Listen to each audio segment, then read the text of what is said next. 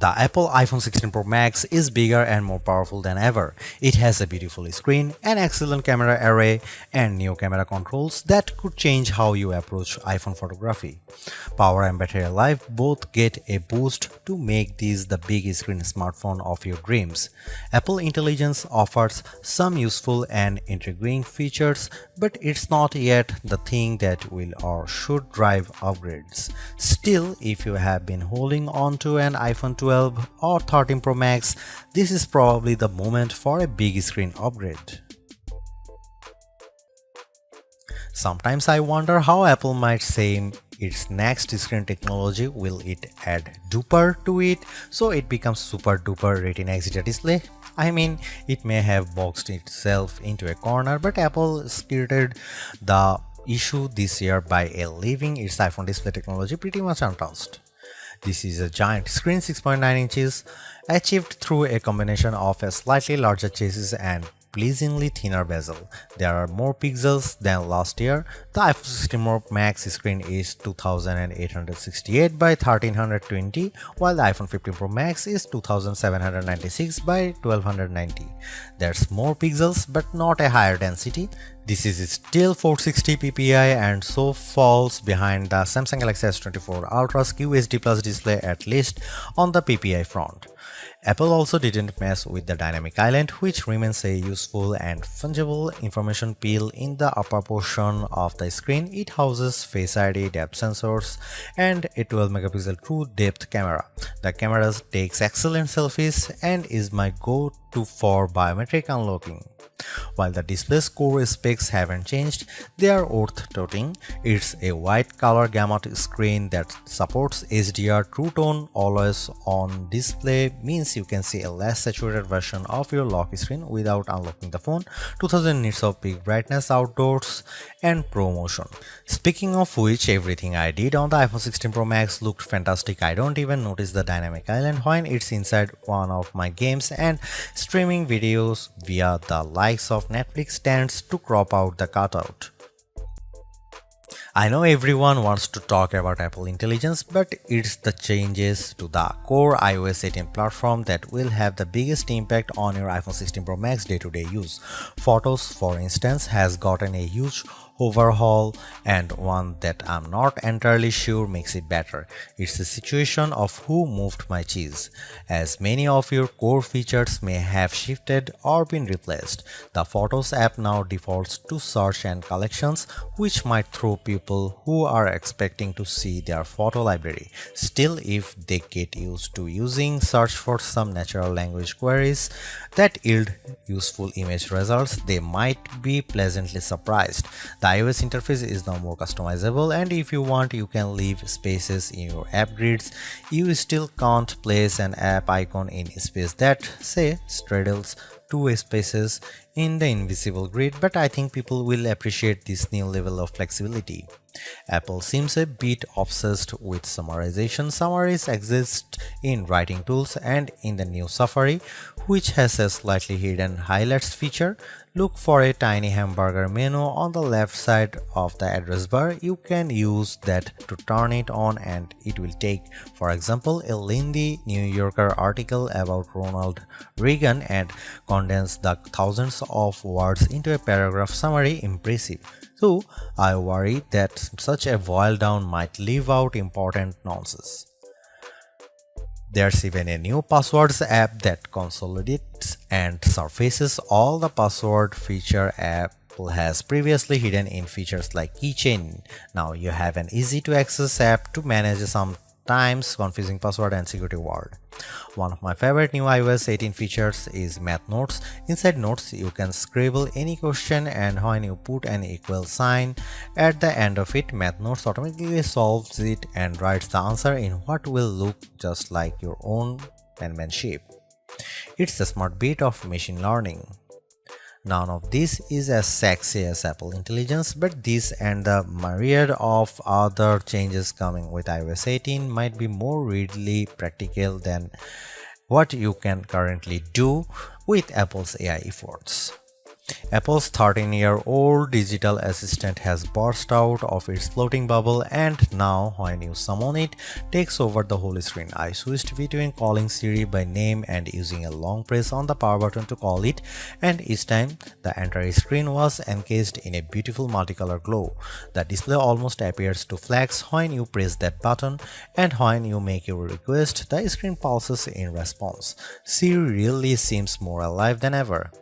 This, too, might be the most exciting part of the update. Apple Intelligence features that give Siri access to information about you on the phone to make its responses more contextually relevant are not here yet, nor are app insights that might help dig into applications to enable features and actions. Instead, we get a Siri that is somewhat better at handling the ahs and ums that sometimes happens when you are trying to craft a Siri prompt. I found that Siri can understand some confused talk, although if you are nearly incoherent, Siri will be lost too. Siri did well on some question and was effective at opening the FaceTime camera when I said I wanted to take a selfie. It also did well when I asked how I could share my Wi-Fi password, returning a concise step-by-step guide. One other nice Siri update is the text to Siri. All it takes is 3 taps on the bottom of the screen to open a Siri window in which you can type in your prompt. It's a nice, discreet way of getting the answer or help you need. Writing tools, which you can find when you type text in notes, emails, or messages, offers to make your writing better in a variety of ways. I'm a confident writer and communicator in email and messaging, so AI assistance in these tasks doesn't appeal to me. There are 2 millions who feel otherwise and may find these tools useful. I noticed how while writing tools offers to make your text more professional, concise and friendly, it does a stellar job of never losing a misconstructing the meaning of your original text. Photos is where Apple Intelligence shines. The new cleanup option in Edit is effective at removing unwanted objects from phone. When I opened a photo and tapped the cleanup eraser icon, it immediately offered to remove a few people from the background of my photo. I wanted to keep them, so I choose an object I wanted to remove, drawing over it. Precision is not a necessity. I drew over parts of it and cleanup identified the complete object. When I took a picture of my wife at an outdoor restaurant, I noticed that you could still see all the cars parked behind her. I used cleanup to remove them one by one. It did a good job. In all, Apple Intelligence shows early promise, but compared Google Gemini and Galaxy AI, it seems a bit limited. Siri still doesn't have that open LLM feel where you could ask it almost any question or solve any problem. There is no AI image generation, not even the promised Gen emojis. It's still an English-only tool, and the promised third-party integration with ChatGPT and potentially Gemini have yet to materialize. It's a good effort, but this version of Apple Intelligence is not the one that will spark a billion upgrades. While Apple hasn't radically changed the iPhone's camera array, there are enough changes in hardware, software, and image processing, along with the aforementioned camera control button to make the imaging system feel fresh and new. On paper, we have just one notable megapixel upgrade, the 48-megapixel ultra-wide camera, which will not only improve wide-angle shots but has a measurable impact on macro quality. Still, even though Apple didn't squeeze a much higher pixel count into the main camera, it did upgrade the sensor and is promising much faster shutter speeds, and the autofocus is now enhanced with dual autofocus sensors.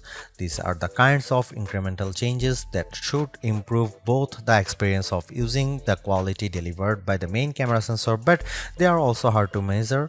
More on that in a bit. The 12-megapixel 5x optical zoom is essentially unchanged from last year's iPhone 15 Pro Max. The biggest news here is found not on this phone but on its little brother, the iPhone 16 Pro, which also gets the Tetra Prism lens. Last year's Pro model was stuck with a just 3x optical zoom camera.